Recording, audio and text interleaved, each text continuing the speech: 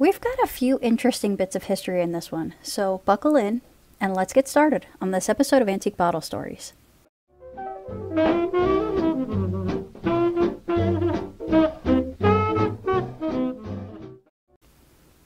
As usual, I like to go in chronological order, so let's go all the way back pre-Civil War to 1860. I haven't seen a sun and moon schedule quite like this one before. I get the gist of most of it, but I'm still a little confused about parts of this. This is July, and the numbers of the days are here. The days of the week are here. Sunrise and sunset. Here, let me zoom in. Length of days. Sun's degrees north. Clock before maybe set? I'm not sure. Now, moon sets and rise. This one says souths. Moon's age. High water. Obviously, we call this high tide now. I don't know, I'd need to study this one a little bit more. If I were a farmer in 1860, I'm sure this would be very helpful information.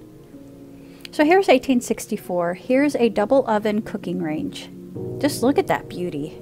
In 1879, a new telephone is on exhibition at the dental rooms of Davis and Layden on State Street.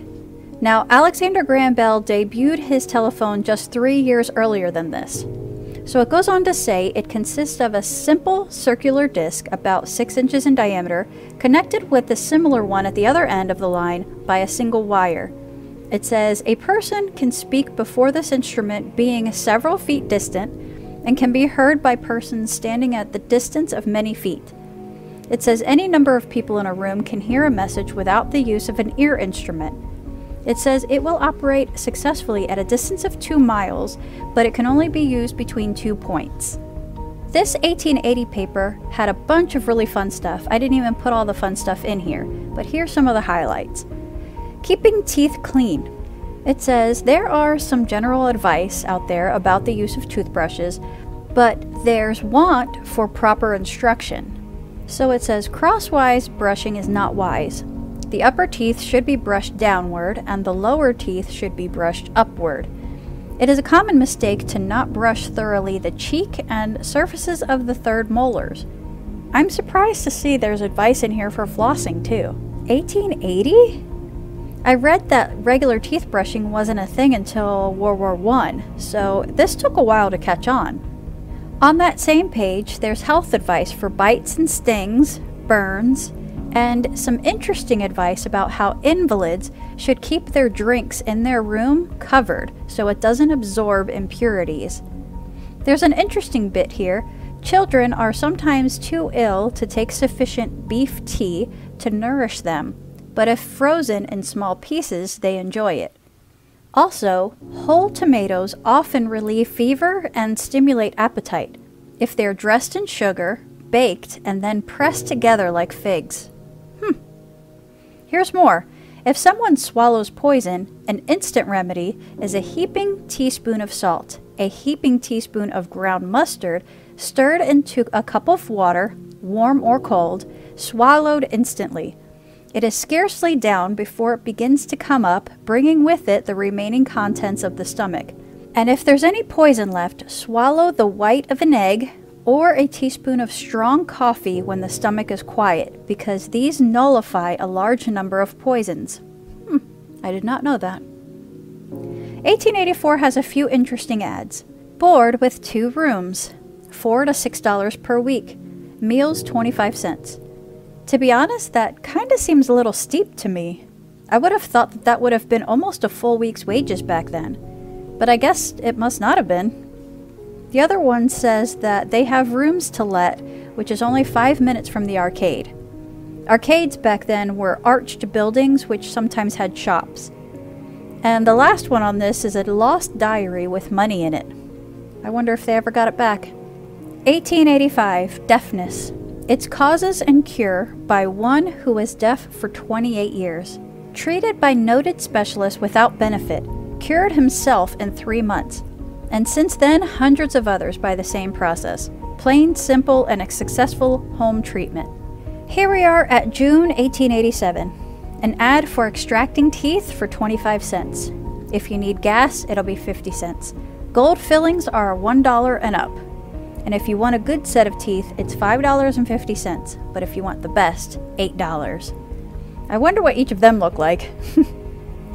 Here's some 4th of July activities in 1887. Park exercises start at 1:30 sharp. Then music, then prayer, some more music, reading the Declaration of Independence, the Star-Spangled Banner, etc. Followed by afternoon activities, a biscuit eating race, boys running race, baseball match, a fat man's race, a lean man's race, a mule race, firemen's races, boat races, and finally, fireworks on the river. That sounds like a pretty good time. Now this poor guy, 1890, a bullet in his head.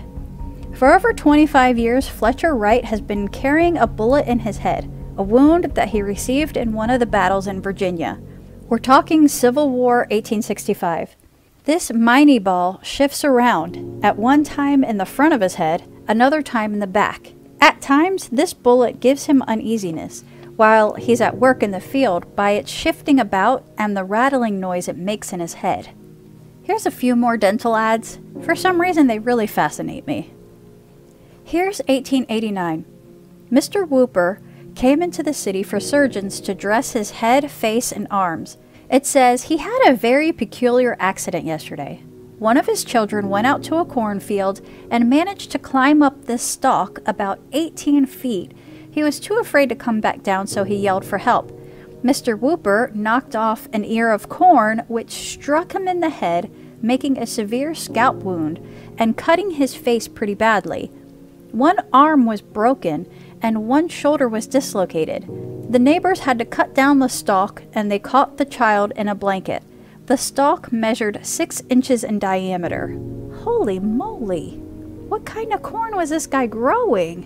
1901, some fashion of the time. These are apparently called shirtwaist hats. These are beautiful ladies. 1903, check out this awesome toilet paper holder. 1910, check out some of these prices for furniture. The top left, there's a 3-piece bedroom suite for $23.85. Lower left is a pretty cool lawn swing for $5.85. You can move it from one part of the lawn to another. Now those dressers, they're almost $8 and almost $4 for those. 1919, World War I Halloween.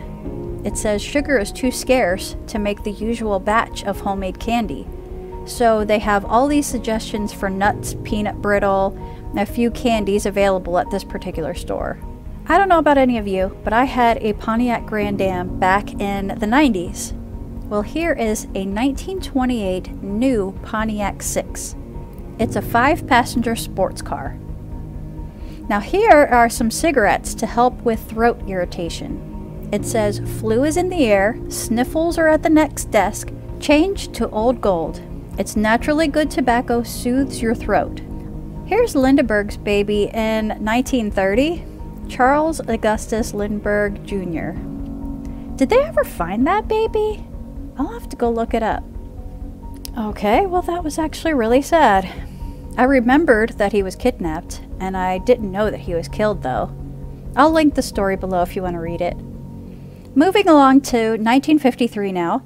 Now I know smoking pipes isn't new, but when I think of the 1950s, I usually think of people smoking pipes. Now here's some interesting ads for some baby goods. Check out this baby backseat playpen for only $7.99. Or the bucket car seat. Now I've seen that car seat lots of times, but what I haven't seen before are these little child harnesses. It says, it lets him stand or sit without disturbing the driver. It prevents spills from sudden stops. Also, for use for 1 to 10-year-olds. Which then took me to this ad for this car hammock in 1969. And when I searched the car hammocks, I found an ad for car hammocks all the way back in 1929. But these hammocks are described more as a cot made of a metal frame that situates behind the driver, and it's held with springs that absorb shock. Now here's a TV guide for July 14th, 1966. There's a few on there I recognize, some of them I don't. I wasn't born yet, so some of these were reruns for me. Let's Make a Deal, Leave It to Beaver, Newlywed Game, To Tell the Truth. I remember that one. Ha! I cannot believe General Hospital's on here. Holy moly. Yogi Bear, The Munsters, Gilligan's Island, Bewitched. And hey, that drive-in had a movie playing at 7:45, 9:30, and 11:15. I remember going to a few drive-ins in the 1980s. Our dad took us. He would lay blankets in the back of the station wagon. And I remember watching Cinderella one time, but I think something like Beverly Hills Cop played after that. As a kid, we just thought it was really cool to watch that huge TV from the car. Anyways, that's it. That's it for this one. These are so much fun. Well, I hope you have a really good day, and we'll see you on the next one. Thanks for watching.